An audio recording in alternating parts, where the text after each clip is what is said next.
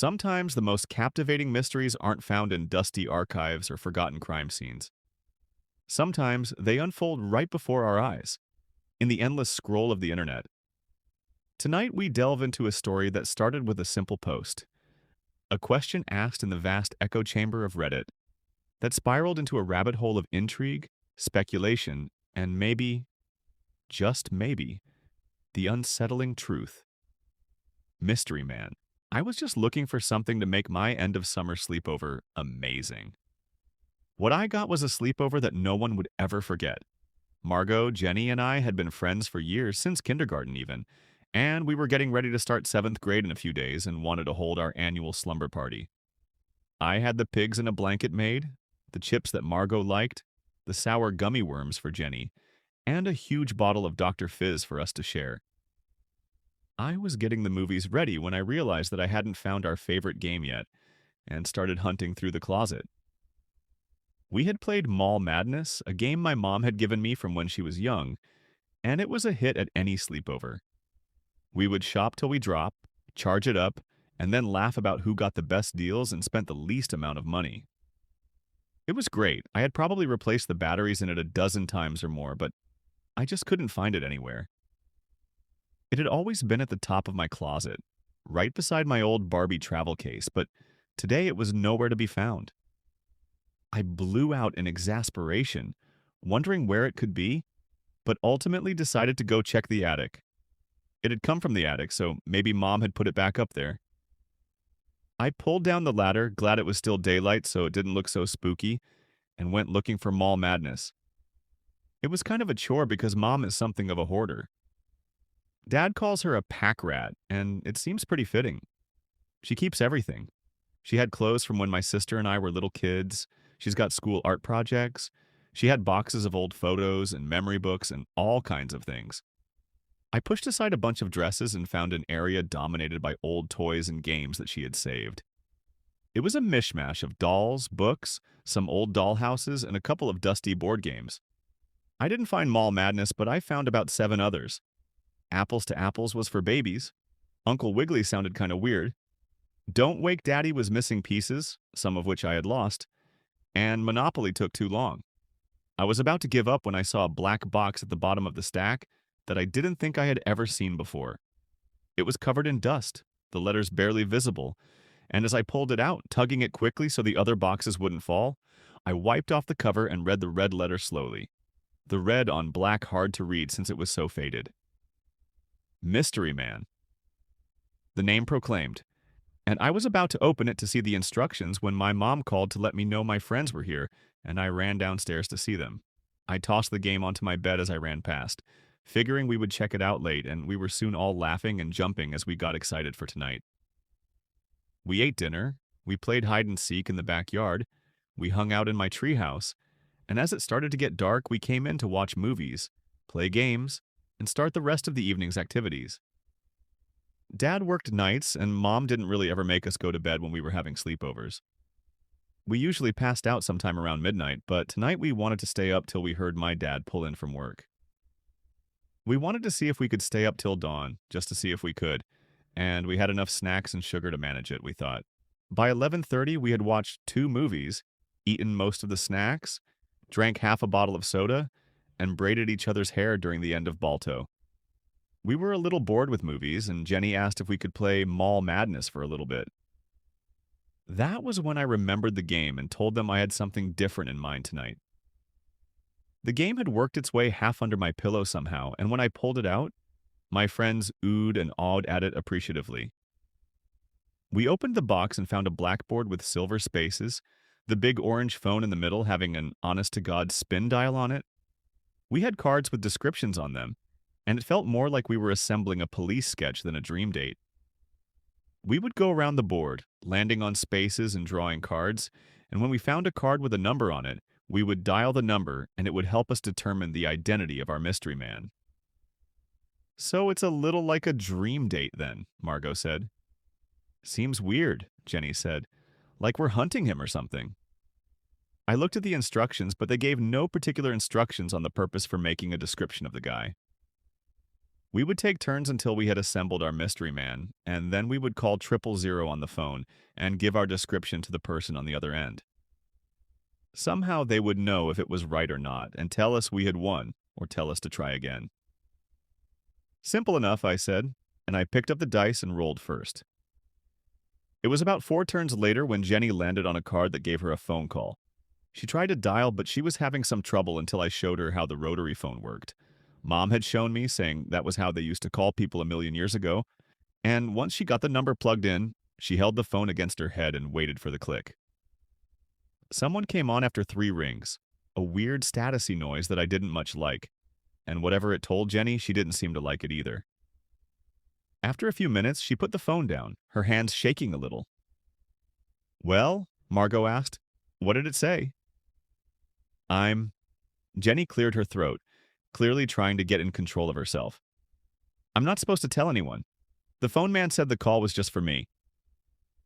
She handed me the dice, her hand very sweaty and a little shaky, and we continued.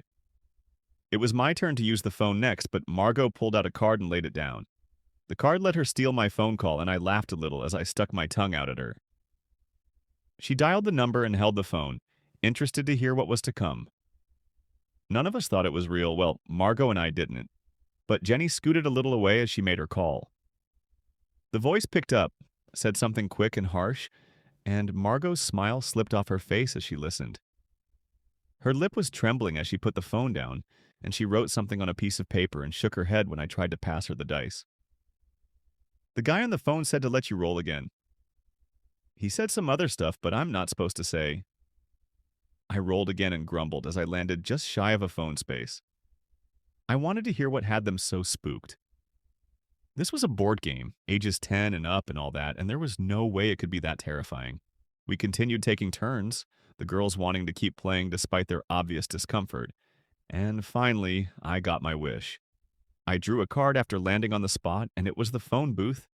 I searched the deck for a phone call card and dialed the number. I took the first one I found and dialed the number, letting it ring 5 times before someone picked up. The mystery man is a blonde, about 6 foot tall, in a wide-brimmed hat.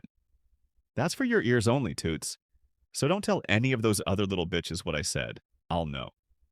That was a little weird, and I put the phone down with some hesitation. I didn't think they could say things like that in a board game like this. Margot and Jenny didn't bother to ask what he'd said, and I made notes as Margot took her turn. I had a blonde card and a wide-brimmed hat card, but I didn't have one that said 6 feet tall. I guessed I would just have to draw for it. Meanwhile, Margot had gotten another phone call, and as she listened, I saw her glance over at Jenny, and the look didn't seem friendly. I didn't know what the phone guy was telling her, but it seemed to be making her mad. We played the game for hours, and in that time, the game got worse and worse. Anytime Jenny got a phone call, it nearly put her in tears. Anytime Margot got a phone call, it seemed to make her angrier and angrier. I tried to take the phone from Jenny at one point, offering to take the call for her, but she shook her head and told me the phone man said she had to take it, whether she liked it or not. "Yeah," Margot said, her eyes looking mean. "She needs to take her calls just like the rest of us." As the game went on, we got more clues. I learned that my mystery man was a 6-foot-tall blonde in a wide-brimmed hat with a mustache, black pants, and a white shirt. I had most of that, but I was still missing the 6-foot card and the mustache.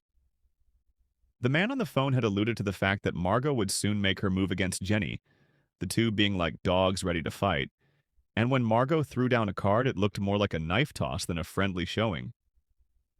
"White glove. I get to take one of your cards, Jenny." Jenny nodded, holding her card out like a fan, and Margot picked the 4th one, pulling it back smugly before glowering at it. "You switched it," she accused, flipping it around to show the green sweater card. Jenny shook her head. Yes, you did," Margot accused. "The phone man said you were a cheater, but I didn't want to believe him at first." "Looks like he was right." "I never cheated," Jenny said, almost crying. "Then why wasn't this the green scarf card? The phone guy?" But she brought her teeth together hard, and it sounded like wood clacking together. "What?" I asked. "What did he say?" "Nothing," Margot said. "Doesn't matter, just play the game." Jenny didn't look like she wanted to continue playing, but she didn't look like she was capable of stopping either. The game would continue whether we wanted to or not, and after that, the phone calls got even weirder. I pulled a card, dialed the number, and was greeted with about 10 seconds of heavy breathing before he spoke. The mystery man has a long, sharp knife. He's walking down the street, turning left on Martin Drive, and will soon be there. That sent a chill through me. Martin Drive? That was 2 streets away. That was like an easy 20-minute walk. What the heck was this? These weren't pre-recordings. This had to be live, but that was impossible. This game was probably 20 years old at least. It couldn't happen. Look, I said, hanging up the phone. Let's just call this a draw. I think this is getting a little too real and... The orange phone rang, and I felt my words wither in my mouth as we just sat there and looked at it. It was like watching a bomb tick down, none of us wanting to be the one to touch it. It just kept ringing, and finally, to my surprise, Jenny reached out to pick it up. Her hand shook, her breath coming in quick gasps, and as she lifted it to her ear, I heard someone snarl something, and she winced like she'd been struck. She held the phone out for me, hand moving like someone with nerve damage, and said it was for me. I took it, held it to my ear, and said hello. Whether you play the game or not, you little bitch, the mystery man is still coming. If none of you wins when he's coming to get all of you, but if one of you manages to win, then they might be safe. You never know. Better finish what you started. I hung up the phone, trying to keep my teeth from chattering as I told them what he had said. That's not true, Margot said at once. The phone guy told me that I had to beat Jenny or I'd get taken. He said Jenny was trying to win on purpose so the mystery man would get me. Jenny burst into tears. He said that you two were trying to sacrifice me to the mystery man and that I deserved it. He said I was useless, just holding you two back, and I deserved to get dragged away. I thought about it, weighing what they had said. Sounds like if we all win, then he can't get us at all. We have to work together to get out of this. Jenny shook her head. He said that if I told you what my mystery man looked like, he'd get me for sure. Me too, Margot said, her anger slowly turning into fear. Well, who cares what he says? He's coming regardless, so we have to do something. So we started playing the game cooperatively. Helping each other proved a better strategy, and Margot soon had everything for her mystery man. Margot dialed 000 and declared that her mystery man was 5'4" and bald, with a hockey mask, a machete, and a white jumpsuit. A voice came from the rotary, making us all jump with its suddenness as it reverberated around the room. You have discovered your mystery man, Margot? You are safe for now. We were still for a moment, and then Jenny reluctantly picked up the dice and kept playing. She got a card, dialed the number, and choked out a sob as the man on the phone told her about her mystery man. He's on your street, she said, sobbing a little, and I rolled the dice so we could get to her turn again. White glove, I said. Let me see them. Jenny held up her card, but she started nodding at one that was 5 into the stack. I drew it, and sure enough, it was the mustache. Now all I needed was the 6-foot-tall and the knife. Jenny went again, drew a card, and breathed a sigh of relief as she dialed 000. My mystery man is 6 feet tall, dark-haired, with a rope and a long coat. The phone made the sound again and declared, Jenny, you have discovered your mystery man. You are safe for now. I had picked up the dice when I heard something break the door open downstairs. It was long and loud, like a funhouse door at the carnival. I tossed the dice, moved my piece, and drew a card. It was a phone call, and I threw it away and rolled again. I moved, drew, and pumped my fist as I got the 6-foot card. I was rolling again when the phone began to ring. It barely covered the sound of a footstep on the bottom of the stairs. I let it ring, rolling and moving like a madman. I drew, but it wasn't what I needed. I got another phone card and threw it away. I could hear my mystery man on the stairs, moving as slow as any horror movie villain. I drew the gun and cursed as I tossed it away. I drew another white glove card, but I tossed it and kept rolling and moving. I could hear him on the stairs, his boots clumping menacingly. I had to find the knife. I had to banish this mystery man, If I didn't, it would be my death. He came onto the landing when the ringing phone became too much, and I picked it up and put it down again. It started to ring after a few seconds, and I did it again before moving my piece. I could still hear his boots in the hallway that led to my room, and they grew louder by the second. Jenny and Margot were watching the door to my bedroom like it might explode, but I was focused on my task. Rope, tossed, clump, clump, clump. A wide-brimmed hat, tossed, clump, clump, clump. He was walking past my little sister's room now. He'd pass Mom and Dad's room after that, and then it would be down to my room at the end of the hall. What would happen if he got me? Would they even believe Margot and Jenny? Would the mystery man leave them alone once he got me? I didn't know, but my heart leapt into my throat. I had the knife. I was done. I dialed 000 as something opened the door to my room. Jenny and Margot gasped, sliding away from the board and as far from the door as they could get. My mystery man had blonde hair, a wide-brimmed hat, was 6 feet tall, had black pants and a white shirt, and a knife. I practically screamed it into the phone, falling forward to cover it, as I expected that long, sharp knife to stab into me at any minute. I heard the tone and then heard the phone crackle out. That was a close one, Heather. You're safe from your mystery man for now. I just lay there for a while, panting and trembling, as Margot and Jenny came to comfort me. They told me they had seen him standing in the doorway, his blonde hair spilling beneath his hat, and a sharp knife in his hand. He had raised it, took a single step, and then just disappeared into nothingness. We lay there, just kind of basking in the feeling of still being alive, until I heard Dad pull into the driveway. We had made it. We stayed up till sunrise, just like we wanted to. I went down and hugged my dad, who seemed surprised I was still awake but glad to see me, and then the three of us turned in. I put Mystery Man back in the attic and have never touched it again. One brush with death was enough for me, so if you find a copy of your own while trolling through the thrift stores and antique malls in your area, be very careful with it. The Mystery Man you find might not be a mystery for very long. Mystery Man. Okay, I hope you will enjoy this story now. Let's move on to another story.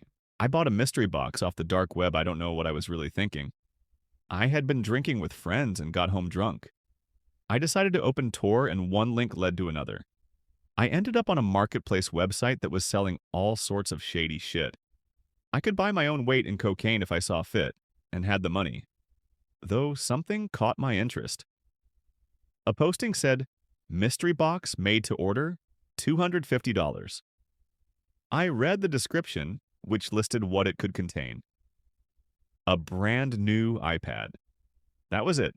That was the thing that made me send $250 worth of Bitcoin to some random guy in some random place on the internet. I had vague memories of sloppily messaging the seller that I really wanted the iPad. Oh God, I remember sending them an extra $50 to sweeten the deal. What a dickhead. When I woke up, my head hurt. I had a full-blown migraine. It wasn't until I'd had breakfast, showered, and opened up my laptop that I remembered. My heart sank. I didn't have money to waste on shit like that, but I did. I clicked the button to message the seller to tell them I changed my mind, but nothing happened. I refreshed the page, and as you can guess, the listing wasn't found. Now, I didn't think of myself as an idiot. I wouldn't fall for 411 scams. I know no Nigerian prince wants to send me money. But drunk me? He's a bit of an asshole. I checked my Bitcoin account to see it tell me that I was out of untraceable money. I swear I had at least $750 worth in there. If you take the exchange rate of the day, with the way it fluctuates, it may have been only worth $300. I was depressed for the rest of the day. I promised myself I wouldn't do anything like that again. But then drunk me is a real, Weeks passed and I completely forgot about it. To be honest, I didn't want to remember how stupid I was. Today, though, I did remember. I walked downstairs to see a large brown box on the kitchen table, addressed to me. My dad must have received it from the mailman when he was getting ready for work. I stared at it, shocked to see it had actually arrived. I picked it up. The weight was lopsided, but it was heavy. That was a good sign. At least it wasn't filled with packing chips. I pulled off the tape and opened it up to reveal a lot of packing chips. I chuckled to myself before plunging my hand in. I pulled out an anonymous red sweater. I held it to my face. It smelled of perfume. It was used. I was slightly disgusted, but what did I expect from the dark web? I placed it on the table next to me. The next item was a set of keys. I examined them and wondered why on earth that was part of this parcel. It was literally like the guy just shoved some random things into a box and sent it off. I was beginning to feel ripped off. I placed my hand in again and pulled out a small bag with a note attached. I knew what it was before I read it. I was excited. A little thing to make the time pass more calmly. Written in Sharpie. It was a good amount of weed. I'd never bought drugs off the internet. I opened the bag to see if it was the real deal, and that strong, skunky smell rose up. I took a deep breath and sighed. I'd say it was $70 worth, give or take. I pushed it into my back pocket, worried that my mom could be up in any minute and catch me with it. I was intrigued to see what was remaining. Maybe I'd make my money back yet. The next item was a small wooden box.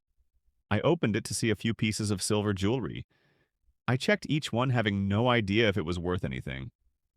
There were 2 necklaces and 2 rings. I wondered if these were stolen or bought from a pawn shop.